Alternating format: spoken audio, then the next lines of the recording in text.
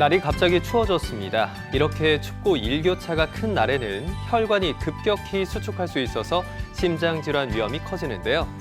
돌연사의 주범인 심장질환으로부터 우리 몸을 지키는 방법, 이경훈 심장내과 전문의와 함께 살펴보겠습니다. 안녕하세요. 안녕하세요. 네, 교수님. 세계 사망 원인 1위가 바로 이런 심장질환이다라는 이야기를 들었는데요. 실제로 심장질환을 겪고 있는 환자들이 좀 많이 있는 편인가요? 네, 심장질환이 사망 원인이라는 것이 많이 알려져 있습니다. 다만 이제 암인 같은 경우에는 세분화하자고 통합하면 암 질환이 1위가 되고요. 2위가 심혈관 질환이 되는데 네. 암 같은 경우에는 각 암마다 병태 생리가 달라서 뭐 위암, 대장암, 췌장암으로 나누게 된다고 하면 사망 원인 1위가 심장 질환이 되고요. 2위가 뇌혈관 질환이 되겠습니다. 그렇군요. 그만큼 심장 질환 때문에 고생하시는 환자분들이 많다는 뜻이 될 텐데요. 자, 다양한 심장 질환 중에서 오늘은 혈액 공급에 어려움을 겪는 허혈성 심장 질환과 관련해서 좀 자세히 알아보겠습니다. 먼저 협심증에 대해서 좀 살펴볼까 하는데요. 협심증 하면 가슴이 조여오는 통증으로 잘 알려져 있잖아요. 이 협심증과 관련한 증상 어떤 것들이 있는지 설명해 주시죠. 보통 일반적으로 협심증이라고 하면 심장에 영향을 공급하는 동맥, 즉 관상동맥이 동맥경화증으로 인해서 좁아져서 심장의 근육에 혈액이 공급되지 못하게 생기는 병을 뜻합니다. 네. 그래서 심장 혈관 협착이 심하지 않은 초기에는 증상이 별로 없고 심전도나 우리 엑스레이 검사 또는 혈액 검사에서도 이상이 나타나지 않습니다. 다만 이 협착이 좀 더 심해지게 되면 네. 증상이 생기게 되는데 이때에도 일상생활에는 증상이 생기지 않고 내가 운동을 한다거나 등산을 할 때 가슴이 통증이 생기거나 또는 호흡곤란 등이 생기게 됩니다. 네. 이런 심장의 관상동맥 협착이 좀 더 좁아지게 되면 증상이 좀 더 심하게 되는데 이때 강도가 세지는 것이 아니라 시작 시간이 빨라지게 됩니다. 예를 들어서 내가 그전에는 500m를 걷거나 또는 3층 정도를 걸어 올라갈 때 통증이 생겼는데 이제는 100m만 걷거나 한 층만 걸어 올라가도 가슴 통증이 생긴다고 하면 증상이 좀 심해진 거라고 볼 수가 있고요. 그전에는 가슴 통증이 생겼을 때 5분 정도 쉬면 증상이 소실됐었는데 지금은 10분 이상 쉬어야 없어진다고 하면 이것도 역시 강도가 증가한 거기 때문에 네. 병이 심해졌다는 걸 뜻할 수가 있습니다. 그래서 협심증은 전조 증상이 따로 있는 것이 아니라 이런 가슴 답답한 증상, 가슴 통증, 호흡곤란 이런 증상들이 협심증 증상인지 확인을 해야 되는데 이런 증상이 있다면 빨리 의사 선생님을 만나서 진단을 받고 나의 증상이 협심증 증상인지 아닌지 확인해 보는 게 중요하다고 할 수 있겠습니다. 그렇군요. 저는 선생님 설명을 듣다 보니까 예전에는 뭐 운동하고 달리고 하다 보면 심장이 뛰고 아픈 건 당연한 거지라고 생각하고 오히려 가만히 있을 때 통증이 있어야 이거 심장병이구나라고 생각을 했는데 협심증은 오히려 가만히 있을 땐 괜찮아도 운동할 때 좀 증상이 나타나는 게 보편적인 거군요. 네, 일반적으로 전형적인 협심증 증상은 빨리 뛰거나 운동할 때 심장에 산소가 많이 필요하게 되면 그때 우리가 증상이 생기게 되고 쉬면 괜찮아진 증상을 가지게 됩니다. 네, 그렇군요. 그러면 이런 협심증이 왜 일어나는지 원인에 대해서도 살펴보는 게 좋을 것 같은데요. 저는 굉장히 놀란 게 빈혈을 방치하면 협심증이 올 수 있다는 얘기가 있더라고요. 제가 사실 빈혈이 좀 있거든요. 어떤 원인을 짚어볼 수 있을까요? 근데 빈혈이라는 병은 우리 몸에 혈색소가 부족한 병인데 여러 가지 원인이 있습니다. 그래서 하지만 협심증과 빈혈은 크게 관련이 없고요. 다만 빈혈일 때 나타나는 호흡곤란이나 가슴 답답한 증상이 협심증과 비슷하기 때문에 그런 얘기가 생긴 것 같습니다. 네. 그래서 이런 심장 혈관이 좁아진 거는 우리 동맥경화증 때문에 아까 말씀드린 관상동맥이 좁아지게 되고 이 좁아져 있는 게 점점 더 심하게 되면 증상을 일으키게 됩니다. 그렇군요. 자, 그러면 협심증은 중년 남성들 사이에서 많이 나타나는 질환으로 알려져 있는데요. 최근에는 폐경 이후에 여성들 사이에서도 또 협심증 증상이 많이 증가하고 있다고 들었습니다. 이게 혹시 여성 호르몬과도 관련이 있는 건가요? 네, 관련이 많고요. 혹시 아나운서님은 애견남, 테토녀 얘기 들어보셨습니까? 아, 요즘 많이 듣고 있죠.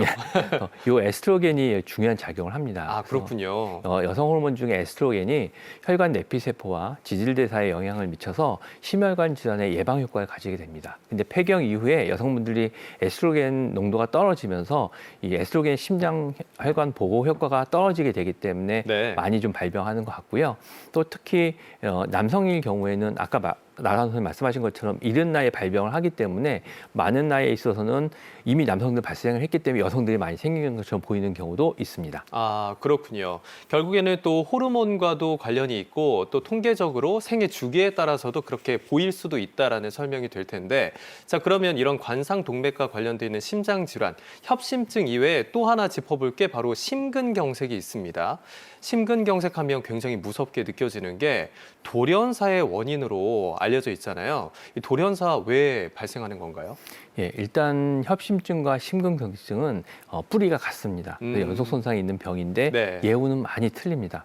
즉 아까 말씀한 것처럼 협심증은 심장에 영향을 공급하는 관상동맥이 동맥경화증 때문에 좁아져 있는 상태인 거고 좁아져 있지 하지만 심장 기능에 이상은 없습니다. 하지만 심근경색증은 이 좁아져 있는 상태에서 혈관 내피세포가 파열이 되고 네. 혈전이 생겨서 심장 혈관이 막히게 되면 이 혈관이 공급이 안 되니까 심장 근육이 죽게 되고 이에 의해서 심장 기능이 저하되고 심하면 사망에까지 이르게 됩니다. 또 특히 이 막힌 혈관이 중요한 혈관 부위거나 또는 많은 심장 근육에 분포하는 혈관 쪽이 막히게 되면 네. 이런 급사하시기도 하는데요. 대표적인 예가 삼성전자 이건희 회장님이 심장마비 왔던 게 이런 심근경색증이었습니다. 아, 그렇군요. 자, 그러면 또 여기에서 궁금해지는 게 한 부분이 있는데 관상동맥으로 인한 질환이잖아요. 협심증 그리고 심근경색. 이 둘 사이에 어떤 상관관계가 있는지에 대해서 잠깐 짚어주시긴 했지만 그럼 증상에서도 차이가 있는지 이걸 어떻게 구분할 수 있는지 우리 시청자분들께서 혹시 내가 이 협심증이랑 관상동맥 잘 분별해낼 수 있을까 생각하시는 분들이 있다면 좀 팁을 주시면 좋을 것 같아요. 아, 참 어려운 문제인데요.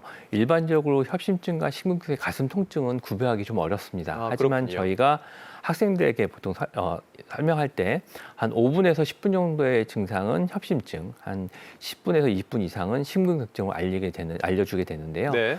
제가 환자들한테 얘기할 때 응급실 가거나 빨리 가봐야 할 때 증상은 30분 이상 땀이 뻘뻘 나면서 심하게 가슴이 아픈 경우에 빨리 응급실로 가보라고 합니다. 그래서 이런 경우에는 빨리 심근경색인지 아닌지 확인하는 게 필요해서 심전도라든가 심근 효소지, 혈액 검사가 필요하기 때문에 빨리 진단을 받아보시는 게 중요하다고 할 수 있겠습니다. 네. 그러면 가슴 통증이나 증상이 좀 더 장기적으로 길게 일어나는 게 심근경색이다라고 생각을 하면 될 것 같은데 이게 또 시간과의 싸움이지 않습니까?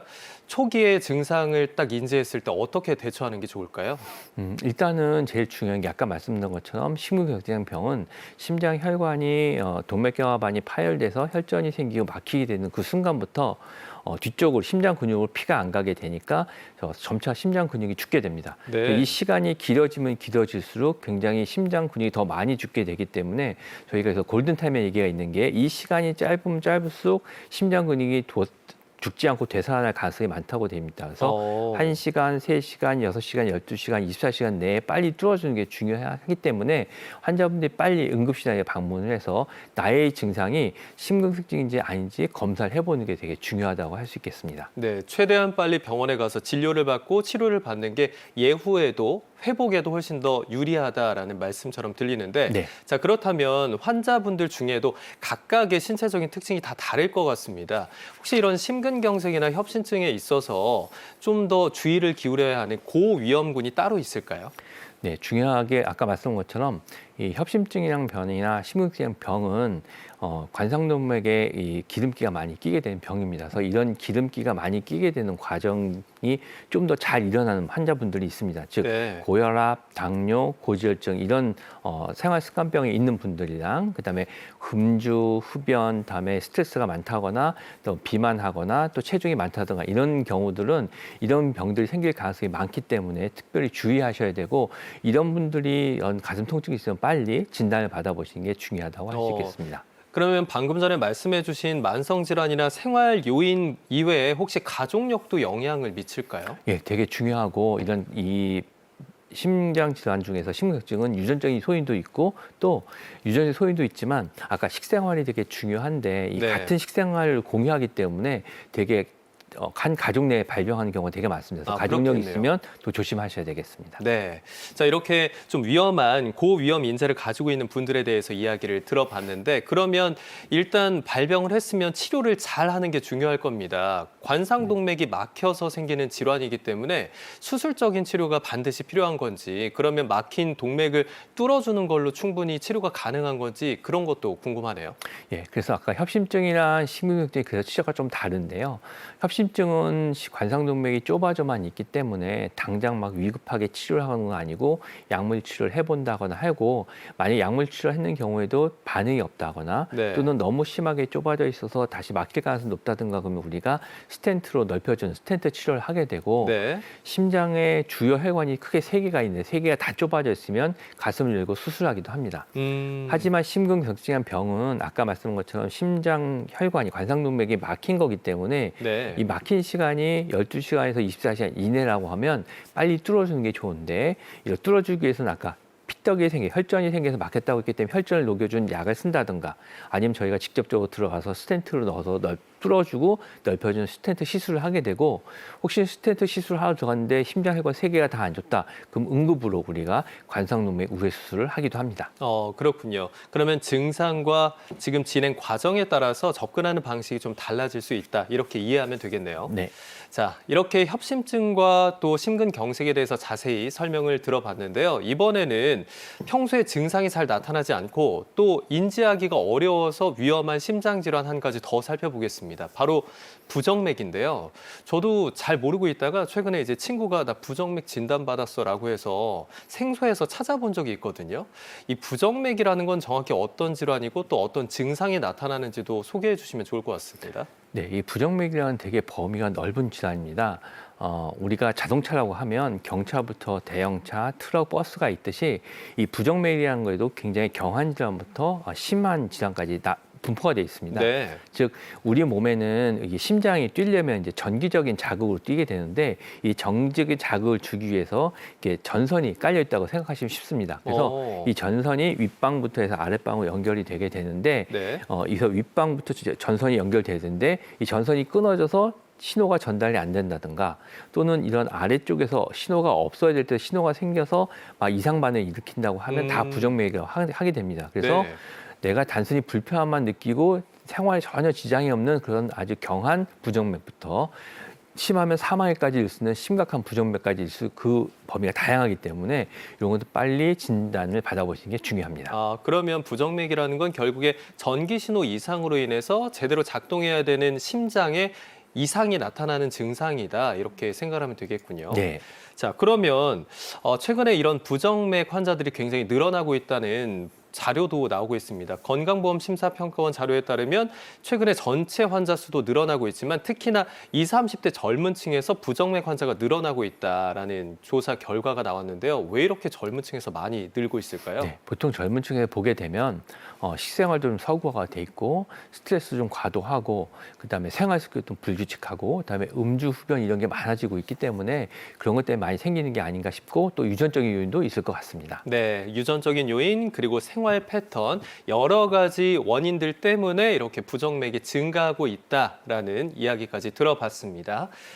자, 건강과 관련돼서 다양한 이야기를 나눠보고 있고요. 오늘은 심혈관 질환에 대해서 자세히 알아보고 있는데요.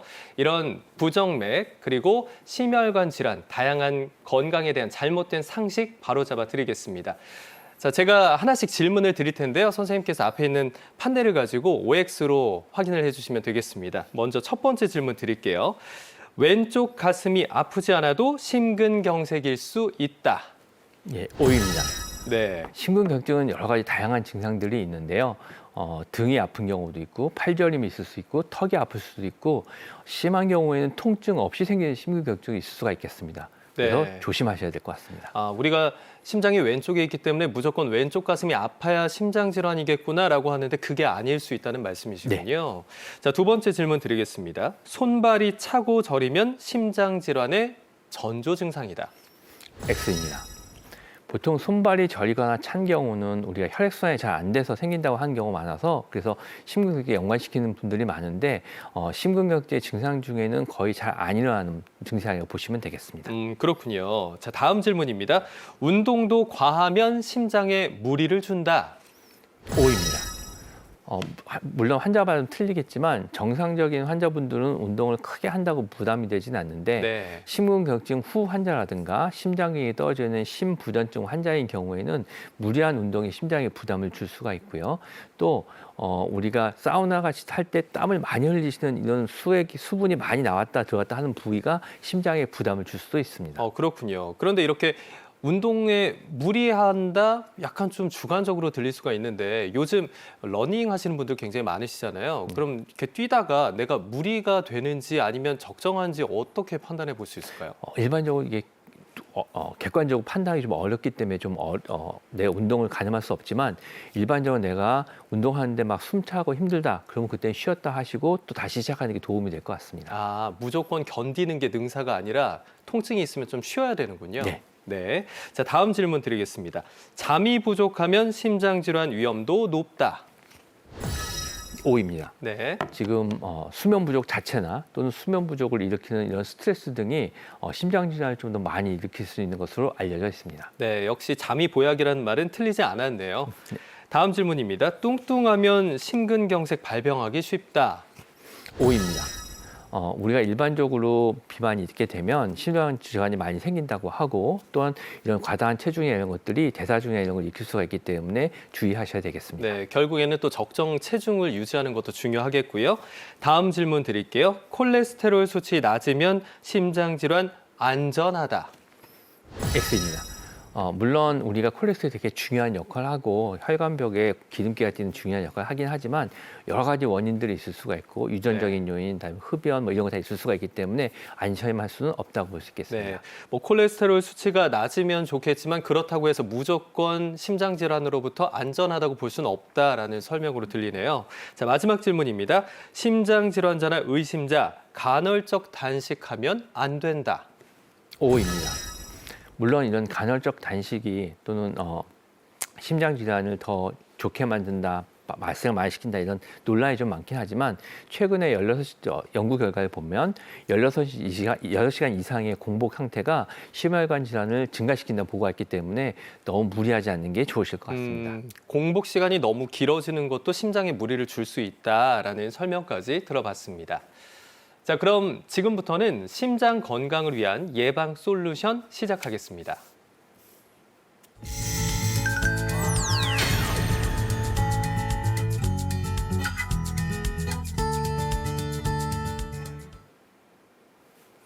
네, 선생님. 심장 질환 같은 경우에는 치료하는 것도 중요하지만 또 어떻게 음식을 섭취하느냐가 굉장히 중요하다고 알고 있습니다. 혹시 피해야 하는 음식이라던가 아니면 꼭 챙겨 먹으면 좋다 하는 그런 식이요법 있다면 소개해 주실까요? 예, 제가 제 환자분한테 많이 설명을 드리는데 말씀드리면 다들 놀라시더라고요. 다 알고 있는 내용이라서. 네. 늘 말씀드리는 건데 싱겁게 드시고 기름진 거 피하시고 운동하시고 술, 담배 안 하시는 게 되게 중요하게 되겠습니다. 네. 근데 이런 말씀 드리면 저는 되게 싱겁게 먹고 싶다고 얘기하시는 분들이 되게 많아요. 근데 저희 나라가 WHO 기준 소금 섭취 권장 기준의 2배 이상을 섭취하고 있거든요. 네. 김치, 깍두기, 된장국장, 염장 음식들이 많아서 소금 섭취가 많기 때문에 그걸 줄이셔야 됩니다. 그렇군요. 아나운서님은 혹시 병원에 입원한 적이 있으신가요? 저 예전에 한번 대학생 때 입원해 본 적이 있죠. 그때 병원밥이 맛있으셨나요? 너무 맛없던데요. 맛없죠. 근데 그 소금기를 쫙 빼서 그런 겁니다. 아, 그렇군요. 그래서 저희가 병원밥이 맛이 없는 이유가 그것 때문이기 때문에 그만큼 싱겁게 드셔야 되는 경우가 많습니다. 아, 그럼 병원에서 환자분들이 이 병원밥 맛없다고 외부 음식 반입해서 드시는데 그건 또 건강에 안 좋겠군요. 왜냐하면 외부 음식은 소금이 많이 있어야 맛이 있기 때문에 소금을 많이 넣게 돼서 훨씬 더 안 좋습니다. 네, 결국에는 또 염분이 없는 낮은 그런 음식을 먹는 게 중요하다라는 말씀이신데 이런 식습관 외에도 일상생활에서 우리가 좀 개선해야 되는 습관, 심장질환 예방을 위해서 이런 것들은 개선하면 좋다 하는 것들이 있을까요? 보통 일반적으로 제가 심근경 환자한테 말씀드리는 게 이 병을 앓고 나면 다 이제 심장이 좋은 걸 찾으시는 분들이 많습니다. 근데 심장에 좋은 걸 하지 말고 안 좋은 걸 안 하셔야 됩니다. 아, 안 좋은 걸 피하는 게 더 그렇죠. 중요하군요. 그래서 아까 기름진 음식 피하는 거, 싱겁게 드시는 거, 술, 담배 안 하시는 거, 그다음에 규칙적으로 운동하시는 게 누구나 다 알고 있는 건데 이런 것도 하셔야 되고 몸에 좋은 걸 더 하려고 하시면 안 좋을 수 있습니다. 그렇군요. 그리고 또 이렇게 지켜야 되는 것들 잘 지키고 피해야 되는 것 잘 피하는 것도 중요한데 건강검진을 잘 하는 것도 중요하잖아요. 정기적으로 검사하는 게 필요할 텐데 특히 연말이 되면 저도 사실 올해가 이 국가 건강검진 대상자긴 한데 미루다 보니까 벌써 이제 10월 말이 됐습니다. 네. 10일, 12월이 되면 연말이라서 사람들이 엄청 많이 붐빈다고 하더라고요. 그래서 네. 미리미리 좀 하시는 게 좋을 것 같은데 건강검진할 때 이런 심장에 대한 검사를 꼭 했으면 좋겠는 환자분들이나 아니면 그런 뭐 직업군 아니면 연령대 정해져 있을까요? 보통 저희가 이제 국가 검진 항목에는 대부분 암을 위주 구성이 돼 있어서 네. 심혈관 질환에 대한 검사가 거의 없습니다. 그래서 저한테 오는 환자분들이 저는 늘 매년 또는 2년마다 국가에서 해준 건강검진 한다 괜찮다고 그랬는데 어떻게 된 거냐 말씀하신 분들이 많은데 그 항목에는 이제 심전도랑 뭐 혈액 검사 정도가 있는데 아까 심근경색 같이 위험한 병이 있어야 이상이 생기는 거고 협심증 때는 안 나타납니다. 네. 그래서 아까 말씀드렸던 이제 고혈압, 당뇨, 고지혈증에 만성 습관병이 있다든가, 그다음에 심근증이나 협심증 내 가족력이 있는 환자라든가, 네. 또는 이제 우리가 생활 패턴이 불규칙하다든가 스트레스가 많다든가 이런 분들도 과체중이 있다거나 복부 비만이 있는 분들은 좀 더 집중해서 하셔야 되는데 국가검진 항목에 없기 때문에 따로 신청을 하셔야 되겠습니다. 추가적으로 신청을 해야 되는 거군요. 예. 방금 전에 선생님께서 말씀해 주신 그 권장 대상이 되시는 분들은 건강검진 하실 때 꼭 심장 질환이 없는지 함께 검사해 보시는 것도 필요해 보입니다. 네. 오늘 건강검진에 대한 중요성이 여러 차례 언급이 됐는데요. 연말이 가까워지면 많은 환자로 인해서 꼼꼼한 검진이 어려워질 수 있다고 하니까요. 더 늦기 전에 서둘러서 건강검진 받고 미래의 질환을 예방할 수 있길 바라겠습니다. 지금까지 이경훈 심장내과 전문의와 함께했습니다. 오늘 말씀 고맙습니다. 감사합니다. 네. 다음 시간에는 실명을 부르는 질환으로 알려진 백내장과 녹내장에 대해서 살펴보겠습니다. 이와 관련해서 궁금한 사항을 건강365 코너 댓글란에 달아주시면 전문의와 함께 눈 건강 지키는 방법 찾아드리겠습니다. 다음 시간에도 많은 기대 부탁드립니다.